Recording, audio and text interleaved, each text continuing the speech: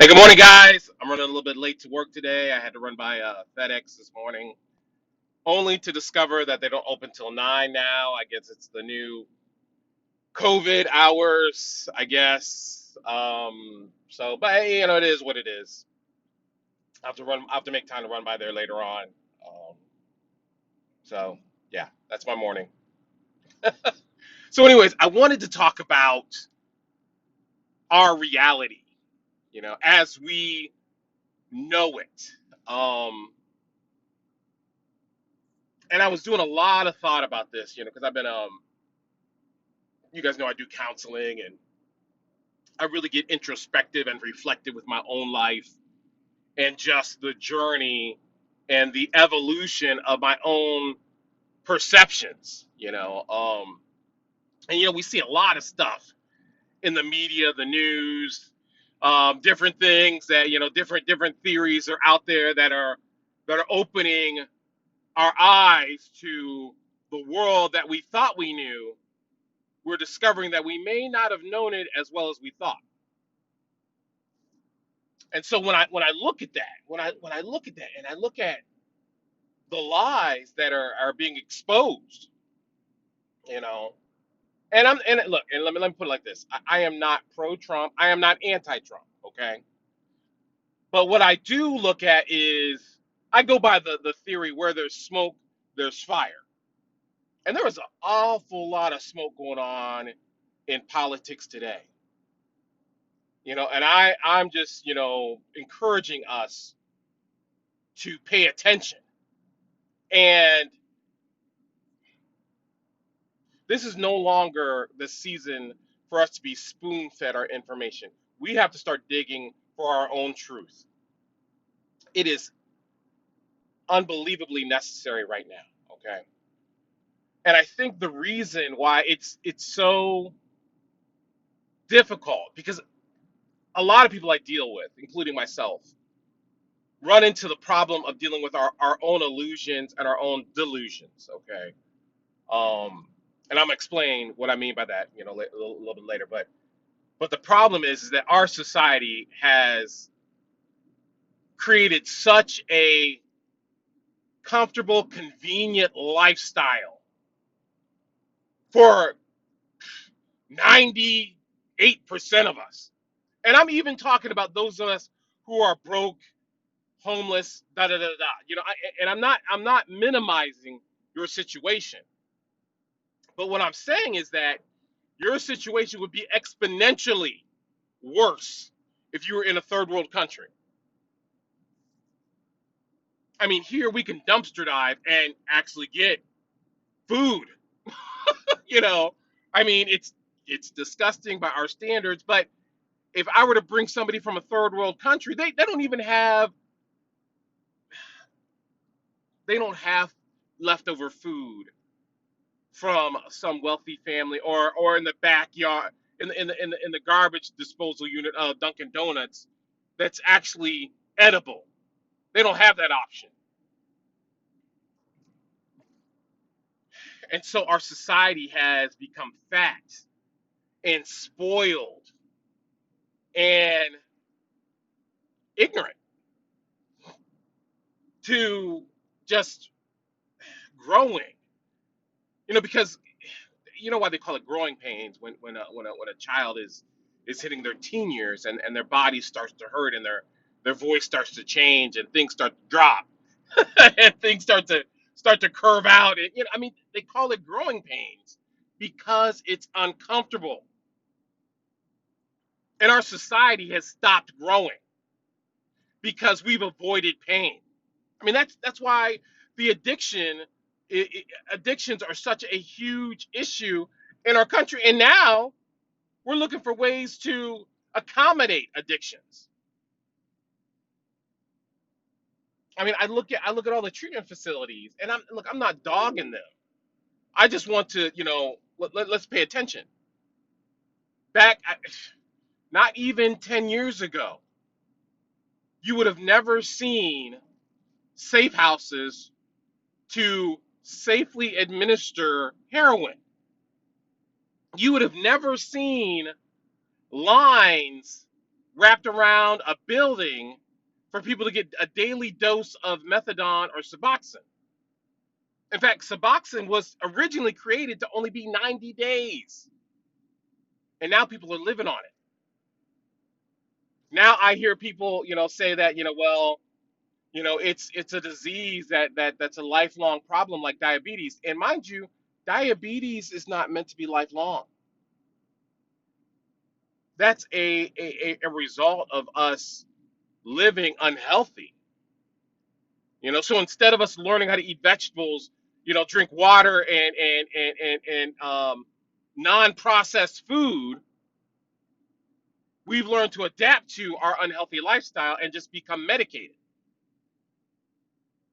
further creating the illusion. We've got all these illusions of health, illusions of intimacy, illusions of wealth. How many times, our country is in a deficit because of people spending money that they don't have, creating the illusion of wealth, where you have a big house and several cars, but you can't pay the light bill. I look at myself and the illusion that I had created in my own lifestyle, where I would wear clothes to cover up the lumps and bumps and the fact that I'm overweight to try to look as cute as possible, as thin as possible, and that had just become part of my lifestyle to the point where I would confuse myself to think I was healthier than I was. And it wasn't until I would take myself to like Heidi's, CrossFit class or a spin class, or I go backpack. I remember the first time I went backpacking, I came into the hard reality check of just how out of shape I was. And I still accomplished it. I still finished the trek because my pastor says my will is strong, and I believe that. But is it strong enough to break my own delusions? And so when I say delusions, okay, let's go back. An illusion to me is a fantasy of reality. It's something that we've created, to inflate our own narrative. Okay, now to me, a delusion is the combination of the fantasy with denial. You know, so where I have a delusion that I am not as important as I am. I know that sounds funny to people, but we have to understand our own significance. You know, there's the reason 90% of our society struggle with poor self-esteem and poor self-image is because we don't want to own the fact that we are important, that we are critical to our environment, that we are necessary and special. And I don't mean special in the short bus way. I mean that you are meant to make a difference. And a lot of us run with the delusion that we are worthless, purposeless, that we were designed to lose, to fail, to be depressed, to be full of fear and anxiety, and to always be struggling with an addiction.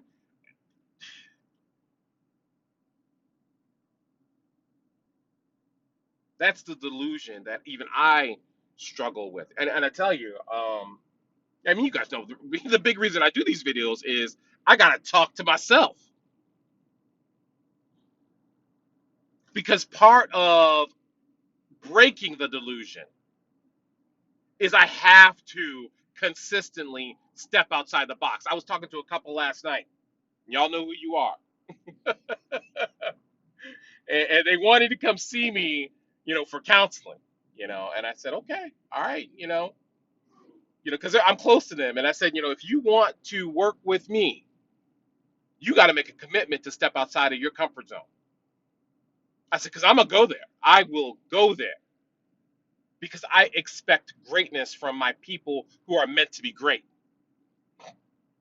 And and that's where the conflict comes is when I come in to inject truth about who you're meant to be and it collides with who you've always thought you were.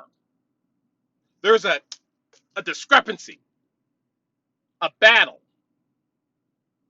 because part of us believes we were designed to fail, believes that we're unlovable, believes that nobody cares, believes that we're never meant to do anything significant. And that is a strong delusion for a lot of people that I talk to today. And I don't know what's going on with traffic, but this dude is like doing 30 miles an hour. Okay, he's waving. Okay, all right, he's about to go over. But anyways, it's a strong delusion in our society today that we. It's almost as if we want to believe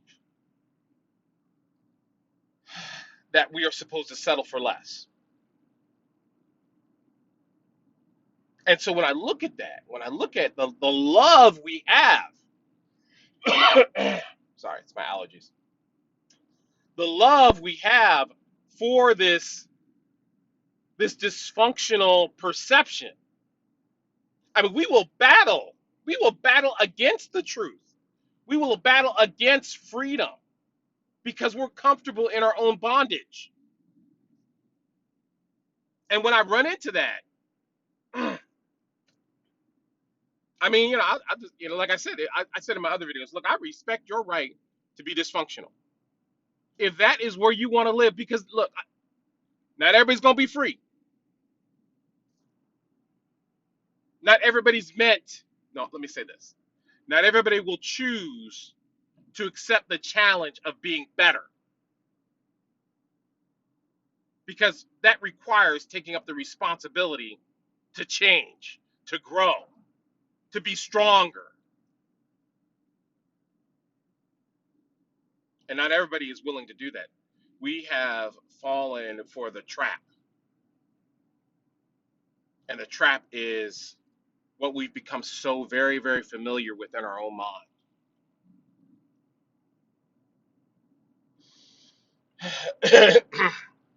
And so, I mean, when you watch my videos, I mean, I had this one dude. He's one of my boys. He said, "Well, you stepped on all my toes." I just said, "Yo, man, I'm sorry. I want to say I'm sorry, but I'm not. I'm happy. Look, I'm happy that you watch my videos.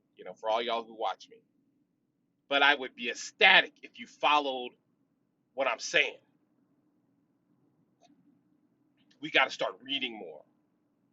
We got to start moving more. We got to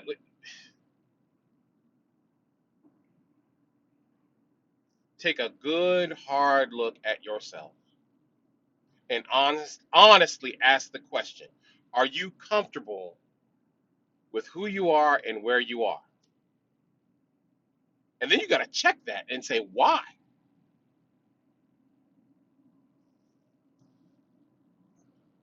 Because a lot of us are comfortable because we've made a pact with our fears. And our fear says, okay, we'll let you just plateau at this level, and we'll be groovy right here.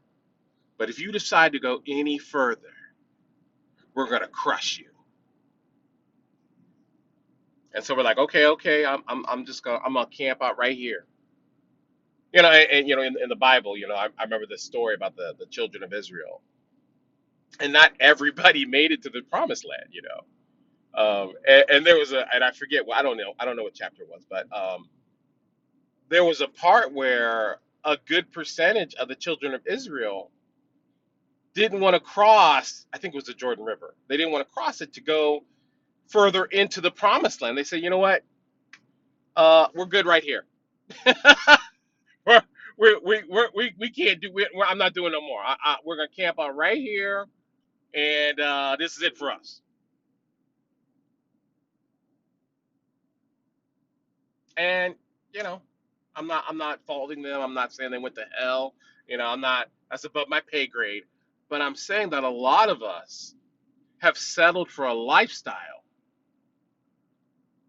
that is a delusion because we were meant for so much more. But here's the deal: is that if you want more, you got to be willing to fight for more. So I'm sitting here, and a lot of my close friends know I'm in this extreme battle for housing. You guys know my landlord gave us a time frame to figure out what we're gonna do, and so I'm in this battle, and I have had to jump through so many hoops in order to get what we really really want. you know and there's a part of me that wanted to give up 3 weeks ago and settle for less. But then, I get up and I listen to my own motivational videos. I listen to, you know, a lot of the speakers like Eric Thomas, Steve Furtick, John Gray, David Goggins, and you can't help but listen to these people, and it inspires me to get back up, to not settle, and I am trying to inspire you to do the same thing. It is a fight, but you're so worth it. You're so worth it.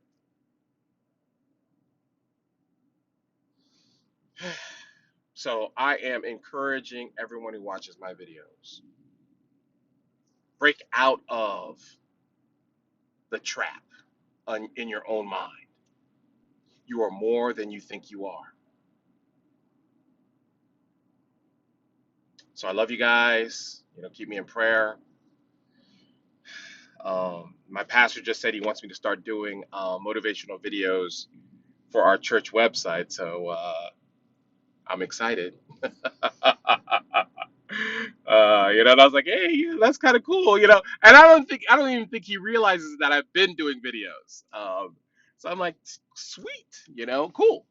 And I look at, God, and I'm like, okay, you've been prepping me for doing this. And I've been honoring him by stepping out of my comfort zone.